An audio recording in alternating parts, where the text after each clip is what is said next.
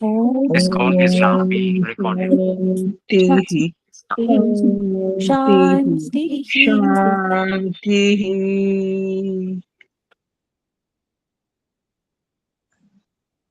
ओम।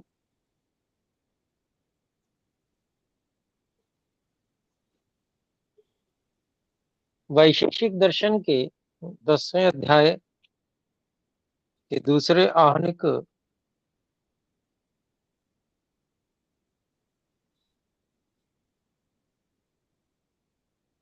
के प्रथम सूत्र को हम पढ़ चुके हैं।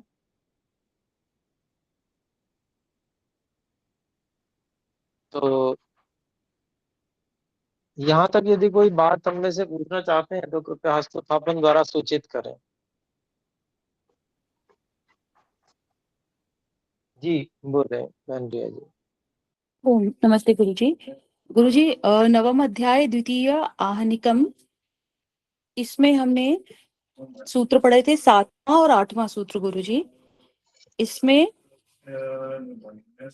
हमने जी स्वप्न के विषय में पढ़ा कि यह भी जो है मन और आत्मा के सन्निकर्ष से और जो संस्कार हैं उससे स्वप्न जो ज्ञान है वह होता है। और जो 8वां सूत्र था उसमें कह रहे हैं जो सुषुप्ति है वह सुषुप्ति, इसमें कहा कि आत्मा और मन का तो संयोग है लेकिन संस्कार का इसमें अभाव है, ये अंतर इसमें बताया।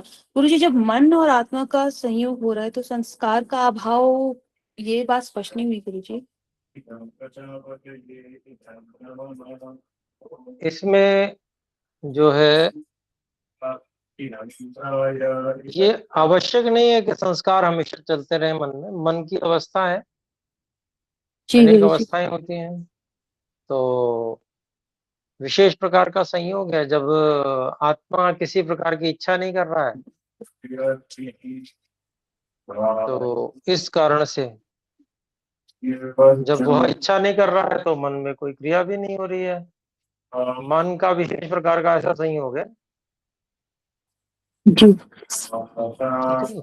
जी गुरुजी जी, संस्कार का अभाव है वहां पर ऐसे। जी बिल्कुल ऐसा हो सकता है, समाधि में भी होता है। इसीलिए समाधि से सुषुप्ति मोक्षेषु एक ब्रह्म रूपता ऐसा कहा गया जी गुरुजी। सांख्य दर्शन में। जी गुरुजी स्वप्न यहाँ पे जो सुषुप्ति है उसको अलग अलग बता रहे हैं, तो ये दोनों ही निद्रा जो हम योग दर्शन में पढ़ते आ रहे हैं एक वृत्ति के रूप में, तो दोनों ही उसमें आ गई ना। जी वैसे तो निद्रा वृत्ति जो है वो पूर्ण निद्रा को ही कहा जाता है। जी स्वप्न गुरुजी। की अवस्था जो है वह हमने देखी थी, स्मृति में बताई गई थी। जी गुरुजी। स्मृति का भाष्य जो बताया गया था उसमें बताई गई थी कि भाई स्वप्न में इस प्रकार की अवस्था रहती है। जो किस प्रकार की स्मृतियां आती हैं मन में, है जी ना। स्मृति की अवस्था में एक तो भावित स्मृतियां होती हैं और एक अभावित स्मृतियां होती हैं, दो प्रकार की। जी जी गुरुजी। तो ध्यान आया होगा आपको भाष्य योग दर्शन का। जी तो वो स्मृति में मुख्य रूप से स्वप्न की चर्चा आ गई है। जी गुरुजी। स्वप्न जो है वो विशेष प्रकार की स्मृति मात्र है। अवस्था वो निद्रा के अंतर्गत ही गिनी जाती है। जी लेकिन निद्रा जो है वो जो है स्वप्न वाली निद्रा को निद्रा नहीं माना गया है। जी निद्रा में अलग प्रकार से सात्विक, राजसिक और तामसिक निद्रा मानी गई है। जी गुरुजी। उसमें तीनों ही अवस्था में स्वप्न नहीं है। हम्म ठीक है जी। जी गुरुजी। हाँ तीनों स्पष्ट हो ही गया। अवस्था जो है, एक सात्विक, राजसिक और तामसिक जो निद्रा है उसमें एक दुखपूर्ण है। राजसिक एक बिल्कुल ऐसी है कि जिसमें होश ही नहीं रहा, तमोगुणी। और सात्विक निद्रा मतलब सुखम अहम अस्वापसम, ऐसा वहां बताया है ना जी गुरुजी। महर्षि व्यास जी ने। हम्म तो इस कारण से वो अलग है। स्वप्न जो है वो निद्रा से अलग माना गया है। जी जी गुरु जी, स्पष्ट हो गई ये बात उनकी। धन्यवाद गुरु जी। अगली शंका गुरु जी, ये जो हम 10वें और 11वें सूत्र में अज्ञान के विषय में पढ़ रहे हैं, अविद्या और अज्ञान के विषय में, तो यहाँ पर ये जो अज्ञान है, यह वैसे यह हम जान ही रहे हैं कि ये ना तो आत्मा का गुण है, ना आत्मा में ये रहती है, क्योंकि वहां तो स्वाभाविक ज्ञान जो है वह गुण है उसका, और प्रकृति में भी नहीं है। तो ये इसको क्या मानेंगे गुरु जी? गुण तो हो, ये हुआ नहीं। देखिए, अज्ञान जो है, एक तो ज्ञान का अभाव हो गया, वो तो अभाव है, वो तो कहीं नहीं रहता। जी गुरु जी। ठीक है, उसको जी। ढूंढने की कोई आवश्यकता नहीं है। अभाव को, ज्ञान के अभाव को ढूंढने की कोई आवश्यकता नहीं। हम्म। विपरीत ज्ञान जो है वो प्रकृति का गुण है, जी तमोगुण का। गुरु जी। ठीक है जी, अविद्या जो है जी प्रकृति, जो तमोगुण है उसका माना जाएगा, जी। क्योंकि वो उसमें कारण बनता है। प्रकृति। वो इस तरह से कारण बनता है क्योंकि उस स्थिति में व्यक्ति जो है मन और बुद्धि का ठीक से उपयोग नहीं कर पाता, इसलिए उस ज्ञान का क्रम बिगड़ जाता है। जी ज्ञान का क्रम है क्या कि नित्य को नित्य समझना, और बिगड़ के क्रम क्या हो गया, नित्य को अनित्य समझ लिया और अनित्य को जी नित्य समझ लिया। ठीक है, शुद्ध को अशुद्ध, शुद्ध को शुद्ध समझना, ये ठीक क्रम है, ये विद्या है। परंतु वो तमोगुण क्या बिगाड़ देता है, उल्टा कर देता है। वो जी गुरु अशुद्ध को शुद्ध दिखाने लगता है और शुद्ध को अशुद्ध, अशुद्ध को शुद्ध, ऐसे। जी गुरु जी। तो वो कारण है, बन रहा है उस विद्या में, तो इसीलिए जी उसी को कारण समझा जाएगा। जी गुरु जी, स्पष्ट है। और ये उत्पन्न इसलिए हो रहे हैं क्योंकि जो इंद्रियों में जो दोष है, जो दोनों प्रकार के दोष हों, और जो संस्कार है, कुसंस्कार है, जैसे मेरे अंदर अगर वो अज्ञान है तो इसके कारण वो उत्पन्न होंगे। एक बार फिर से बोले। जो कारण इसमें, जैसे जो अज्ञान, जैसे मेरे अंदर जो अज्ञानता है, तो वह इंद्रियों के दोष के कारण, ये दो प्रकार के जो दोष हाँ, बताए। मेरे मेरे अंदर तो रह नहीं रहा वो, अज्ञान है, जी गुरु जी। अज्ञान तो है, और वो जी मेरे अंदर नहीं रह रहा है। वो साधन जो है वहां रह रहा है। मैं तो केवल उसको जैसा वो दिखा रहा है वैसा देख रहा हूँ, मेरे अंदर नहीं जी रह रहा। जी गुरु जी। हाँ। अज्ञान मेरे अंदर नहीं रह रहा है, मैं तो दिखाया जैसा जा रहा है ऐसा देख रहा हूँ। जी ठीक है, तो जी गुरु जी। वो प्रकृति में रह रहा है, हम्म। प्रकृति जन्य जो साधन है उनमें रह रहा है। जी उसने उसको बिगाड़ लिया, सही क्रम को बिगाड़ लिया, तमोगुण के कारण से, तमोगुण के प्रभाव के कारण से ना। जी जी जी गुरु जी। तो ये जी स्पष्ट। बिगाड़ लिया है, हम्म। ये है कारण। जी गुरु जी, और यहाँ पर अभाव वाले अज्ञान की बात ना करके जो विपरीत ज्ञान है उसके विषय में कह रहे हैं वैशेषिक दर्शन में, उसको यहाँ पे बिल्कुल अज्ञान कह रहे विपरीत ज्ञान ही है, अभाव वाला ज्ञान तो कहीं भी लिया नहीं गया है, हैं। जी योग दर्शन में भी नहीं लिया है, सांख्य जी में भी नहीं लिया है। जी अभावात्मक गुरु जी। ज्ञान की चर्चा नहीं है, वो तो अभाव है, उसकी क्या जी चर्चा करनी है। जी तो जी गुरु जी। असामर्थ्य है, जिसमें वो ज्ञान की न्यूनता, अभाव रहता है, फिर वो ज्ञान को प्राप्त करने का प्रयास करता है। जी तो अभाव जो है वो कहीं रहता नहीं है, अभाव तो सामान्य रूप से माना जाएगा कि जहाँ जिसको नहीं है ज्ञान, वो ज्ञान का अभाव है, बस। जी गुरु जी, बढ़िया से स्पष्ट हो गई ये बात। धन्यवाद गुरु जी। और गुरु जी। कहीं भी जो अज्ञान है वो स्वाभाविक रूप से नहीं रहता है, स्वाभाविक रूप से अभाव नहीं कहा जा सकता ना। जो स्वभाव हम्म। होगा वो कभी नहीं हटेगा, इसलिए स्वभाव, कोई स्वभाव नहीं कहा जा सकता अज्ञान को, जी क्योंकि गुरु जी। ज्ञान तो, अब ज्ञान जितना भी करता है, आत्मा करता तो है ना ज्ञान, जी ज्ञान उसे होता है, जी इसलिए उसमें अज्ञान, ज्ञान का अभाव ये नहीं कहा जा सकता। जी ठीक है जी। जी गुरुजी, अभी स्पष्ट है ये बात गुरुजी। धन्यवाद गुरुजी। गुरुजी यहाँ पर जो सूत्र के भाष्य में ये 10वें और 11वें सूत्र के भाष्य में कह रहे हैं नेत्रांद्रिय यानी नेत्र आदि जो इंद्रिय है यानी ज्ञानेंद्रियों की बात होगी, सिर्फ कर्मेंद्रियों की बात नहीं होगी, या वो भी नेत्र लेंगे? आदि इंद्रिय विकार हम्म, विकारात इंद्रियाणाम अल्पदर्शन। हाँ जी बिल्कुल, कर्मेंद्रियों की बात नहीं है, ज्ञानेंद्रियों की बात है। जी गुरुजी, हाँ ये बात स्पष्ट करनी थी जी। जी, क्योंकि धन्यवाद गुरुजी। ज्ञान जो है वो ज्ञानेंद्रियां ही कराती हैं, और हम्म, उनमें दोष से उल्टा ज्ञान हो जाता है, कुछ का कुछ दिखता है, पता चलता है। जी गुरुजी, स्पष्ट है ये बात। मुझे एक शंका, ये जो हमारा अंतिम सूत्र है इसी में इसके भाष्य में 13वां सूत्र के जो भाष्य है में जो तीसरी पंक्ति है विशिष्ट नैर्मल्यादि गुणोभ्य यानी निर्मल आदि गुण, तो निर्मल आदि गुण से क्या अभिप्राय है गुरु जी? जो विशेष आर्ष ऋषियों में जो विशेष निर्मल आदि गुण के होने के कारण ऐसा निर्मलता जो आदि गुण, हाँ निर्मलता गुण का अभिप्राय जो उनके संस्कार हैं वो उन्होंने लगभग दग्ध बीज के आसपास पहुंचा दिए हैं, अर्थात विद्या से युक्त कर लिया है सभी संस्कारों को, अविद्या को नष्ट कर दिया है, अधिकांश में हो गया है, जरा बहुत काम बचा है। मतलब बिना काम बचे तो जन्म होगा नहीं, जी तो मतलब थोड़ा बहुत बहुत कम काम बचा है दग्ध बीज करने का, और बाकी काम हो चुका है। तो वो निर्मलता बहुत विशेष है।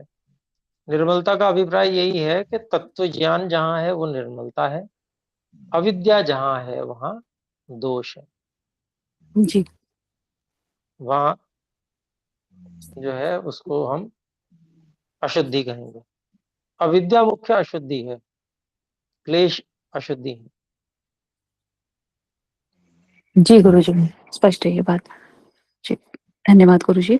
अ, अब अगला आने गुरुजी 10वां अध्याय में जो छठा सूत्र है इसमें हमने इस पाद में हमने जो सुख जो कारण है उसके नहीं सुख और दुख के विषय में पढ़ा था, और जो छठा सूत्र नहीं, एक सेकंड, छठा सूत्र है गुरुजी यहाँ पर एकार्थ समवायी। एकार्थ समवायी का ऐसे ही अर्थ करेंगे कि जो ज्ञान है और जो दुख और सुख है उन सब का जो मतलब आधार है वह द्रव्य ही है, इसलिए ये एकार्थ समवायी है। या मैं नहीं समझ पाई गुरुजी हाँ, इसमें? एक अर्थ समवायी हम्म, मतलब एक ही अर्थ में रहने वाले गुण वो एक अर्थ समवायी होते हैं। एक ही वस्तु में रहने वाले गुण वो एक जी अर्थ गुरु समवायी होते हैं। जी, यानी आत्मा में ये तीनों ही रह रहे हैं तो ये एकार्थ समवायी संबंध है इनमें, ऐसा? जी बिल्कुल। जी गुरु जी, स्पष्ट है गुरु जी। एक शंका इसमें यह आई थी जो 7वें सूत्र में भी इसी बात को कह रहे थे कि जैसे यहाँ पर जो गुण है ये तीनों गुण आत्मा में है, और जो आत्मा है वह जैसे कि जो संप्रज्ञात समाधि की स्थिति में तो जो ज्ञान है वो मन मन के माध्यम से हो रही होती है, और वहां पर यदि सुख दुख है तो उसको तो वैसे ये गुण मन के हैं, क्षमता आत्मा के हैं, लेकिन वो सिर्फ उसको देखता मात्र है मन मन के माध्यम से, और असंप्रज्ञात समाधि में फिर सिर्फ आत्मा को परमात्मा का ज्ञान होता है। तो यानी ये जो ज्ञान है वह उसका स्वाभाविक हुआ, और जो दुख और सुख है वह आत्मा को पता नहीं चलता है, वह सिर्फ उसको देखता है क्योंकि वह किसी निमित्त से बंधा है, इसलिए मन से बंधा है, इसलिए गुरुजी। देखिए, सुख दुख आत्मा के स्वाभाविक गुण नहीं है, जी गुरुजी। ज्ञान आत्मा का स्वाभाविक गुण है, सुख दुख जी आत्मा के नैमित्तिक गुण है, निमित्त से आते हैं, प्रकृति रूपी निमित्त से सुख दुख आते हैं। सुख जी जो गुण है वो मुख्य रूप से सत्व गुण का है, जो कि प्रकृति का ही एक कण है, जी और दुख जो है वो रजोगुण का गुण है, सांख्य दर्शन में आप पढ़ चुके हैं। जी गुरुजी। ठीक है, तो क्योंकि आत्मा में निमित्त से भी आता है ज्ञान, तो इसलिए सुख दुख भी निमित्त से आ जाते हैं। अब सुख दुख को अनुभव करता है आत्मा, इसलिए सुख दुख गुण आत्मा में माने जा रहे हैं, लेकिन है नैमित्तिक, जी स्थायी नहीं है। जी गुरु जी।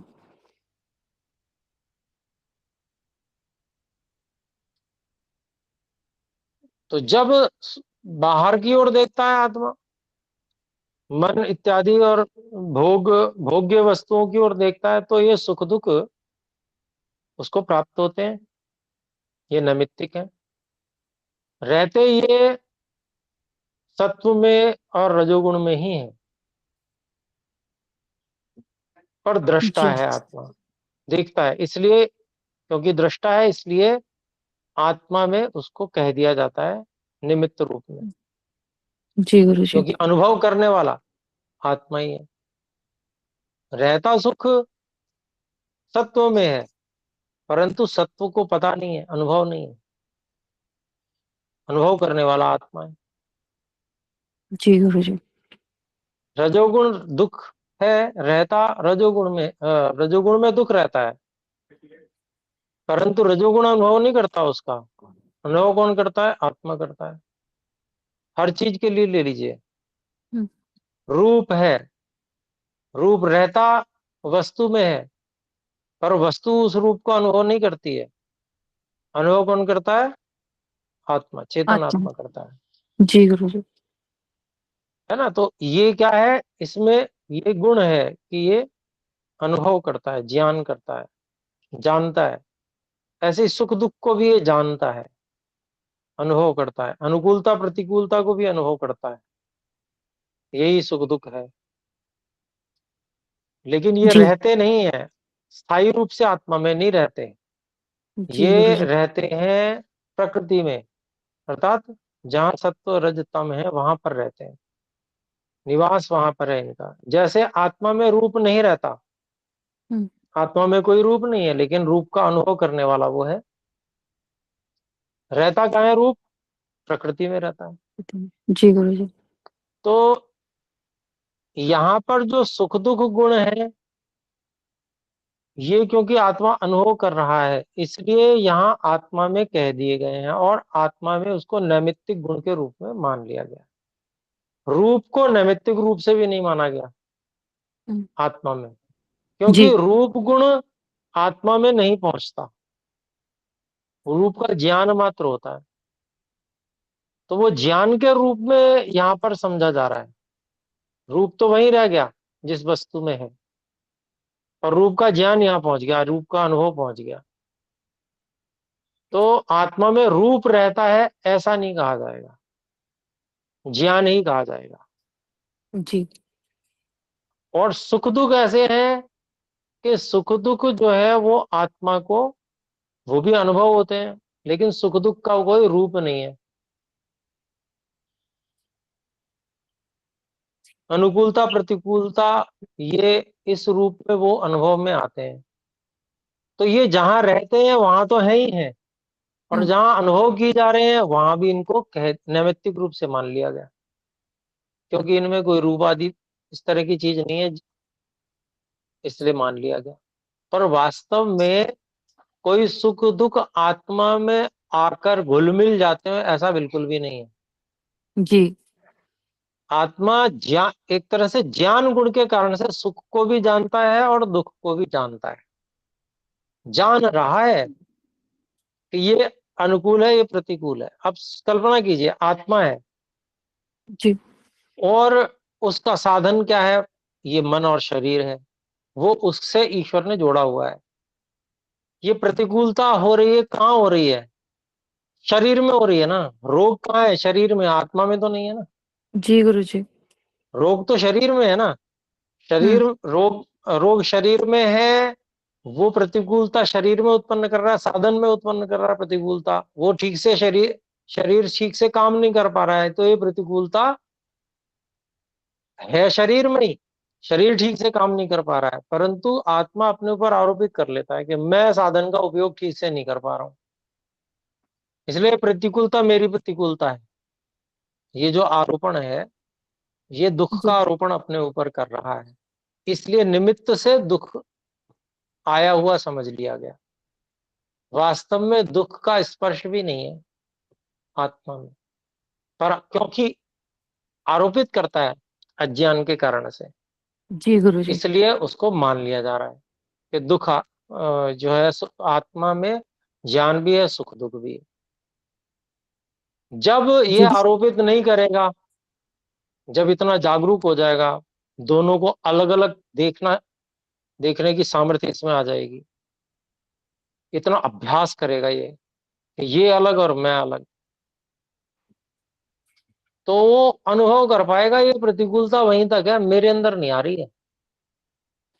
ये कितना ही बड़ा कष्ट है, कितना भी दर्द है, भयंकर पीड़ा है, पर है ये मेरे में नहीं है, ये वहां है। मुझे तो बोध हो रहा है, मैं उसको देख रहा हूँ लगातार, क्योंकि मैं यहाँ पर बंधन में हूँ। इसको देखना मेरी विवशता है, ये कर्म फल का भोग है, जी इसलिए मैं देख रहा हूँ। परंतु जिसको उपासना का फल कहा महर्षि दयानंद सरस्वती जी ने, कि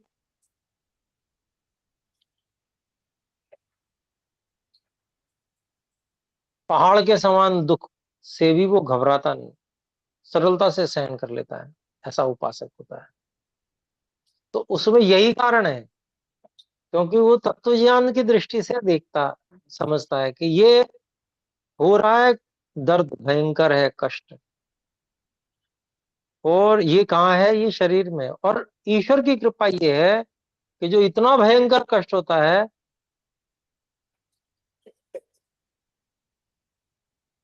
जो असह्य हो जाए, फिर उसके बाद में वहां पर ईश्वर जो है या तो बेहोश कर देते हैं या हटा ही देते हैं, आत्मा को निकाल ही देते हैं उस शरीर से। ये ईश्वर की कृपा है। उनको पता है अब ये उपयोग में आने योग्य वस्तु नहीं रही।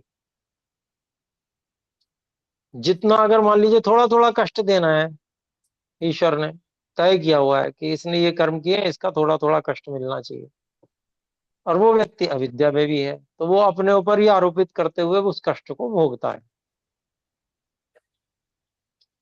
आत्मा में वो कोई कष्ट न होते हुए भी आत्मा उसको अपने ऊपर आरोपित करके उस विवशता पूर्वक उसको भोगता है। वो सामर्थ्य उत्पन्न नहीं किया उसने, मन इंद्रियों को साधा नहीं उसने, साधना के द्वारा साध लेता तो इसको रोक सकता था, सहन कर सकता था सरलता से, ईश्वर की कृपा से। और योगी जो है वो सहन कर लेते हैं, क्योंकि पूर्व जन्म के कर्म होते हैं, वो तो फल भुगाते ही भुगाते हैं, चाहे कितना ही बड़ा योगी हो जाए। अगर शरीर में रोग है, मैं कह रहा हूँ जीवन मुक्त हो रहा है वो, तब भी वो रोग है, तो वो रोग शरीर में रहेगा, कष्ट भी देता रहेगा, पर ये मानेगा नहीं उस कष्ट को। ये अपना काम करता रहेगा, परोपकार आदि, जब तक वो शरीर है। और जब इस स्थिति में आएगा कि भोग पूरा हो गया, तो ईश्वर उसको छुड़ा देंगे उस शरीर से, और सीधे मुक्ति हो जाएगी। तो देखिए, सुख दुख जो है वो आत्मा के अगर स्वाभाविक गुण हो तो कभी न छूट पाए, परंतु सांसारिक सुख दुख छूट जाते हैं, और मुक्ति मिल जाती है इन सब से।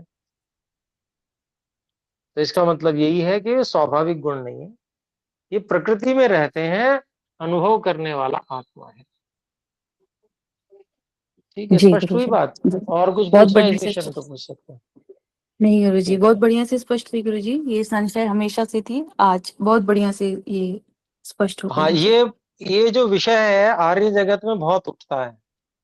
बहुत से विद्वान कहते हैं नहीं, आत्मा का स्वभाव एक है इत्यादि। तो स्वामी सत्यपति जी का जो पक्ष है वो मैंने आपके सामने रखा, जो बहुत मुझे भी स्पष्ट है और मुझे स्वीकार भी है, जो बिल्कुल ठीक और गहराई से मापा हुआ है, उसको अच्छे से दर्शनों के आधार पर, ऋषियों के आधार पर उस पक्ष को रखा है। क्योंकि सांख्य दर्शन में देख लीजिए, प्रकृति सत्व के गुण वहां पर स्पष्ट रूप से लिखे हुए हैं, सांख्य दर्शन में, है ना। जी गुरु जी। तो ये बिल्कुल। ऐसे ही रजोगुण के भी गुण लिखे हुए हैं, वो वहां स्वाभाविक गुण है। आत्मा में नैमित्तिक है, सुख दुख गुण जो कहा है वो नैमित्तिक है, स्वाभाविक जी गुण गुरु सुख दुख नहीं है, ज्ञान है केवल। तो ये अपने को समझ के चलना है। ठीक है, जी अच्छा किया गुरु जी। आपने यहाँ पूछ लिया, ये बात स्पष्ट करनी आवश्यक भी थी और सबको स्पष्ट भी हुई होगी। फिर भी यदि कोई बात रह जाती है और विचार कीजिए, अगली कक्षा में फिर पूछिएगा। हम केवल पंक्तियां लगाने के जी लिए यहाँ नहीं है, सिद्धांत बहुत अच्छे से अंदर तक गहरे तक उतरना चाहिए, जो हम लाभ उठा सके साधना में उसका। तो ये इसलिए आवश्यक। ठीक है, तो अभी विराम करते हैं। आइए मिलकर एक बार जी ओम का गुरु। उच्चारण करें। ओ सर्वेभ्यो नमः। सभी को सादर सर्वेभ्यो नमस्ते। नमः। नमस्ते गुरु जी। नमस्ते गुरु जी।